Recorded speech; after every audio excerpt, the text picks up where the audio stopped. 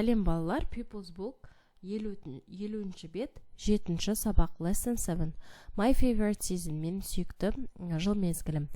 Exercise 1, Complete Damir's project. Дамирдің проектін толықтырамыз. Мұнда кейбір сөздердің әріптері түсіп қалған, соларды жазып шығамыз. Winter is my favorite season. Қыс менің сүйікті жыл мезгілім.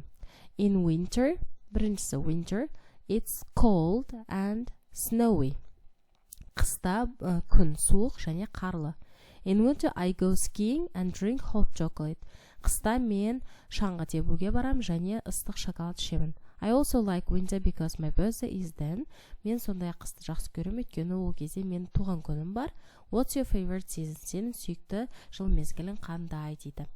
Енді келесі екінші to tell the class, классқа айт дейді. What's your favorite season? Сенің сүйікті жыл мезгілің қандай? My favorite season is summer. Мен сүйікті жыл мезгілім жаз. What's the weather like? Ауа райы қандай? It's sunny and hot. Күн шуақты және ыстық. What do you do in this season? Бұл жыл мезгілінде не істейсің? I go swimming, жүзуге барам. Make a sand castle, құмнан замок жасаймын. Eat an ice cream, балмұздақ жеймін. Енді үшінші to do my favorite season project presented to the class. Мен сүйікті жыл мезгілім деген проект жасаймын және оны классқа көрсетеміз.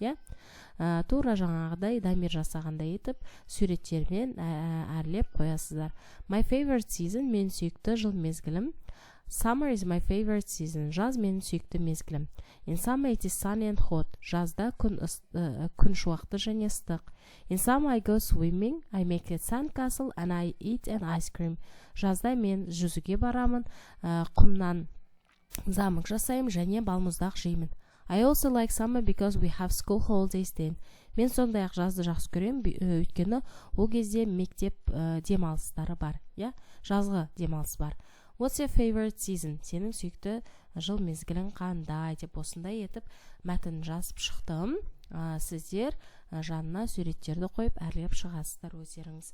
Осымен бұл бетінде барлық тапсырмаларын орындадық. Сау болыңыздар.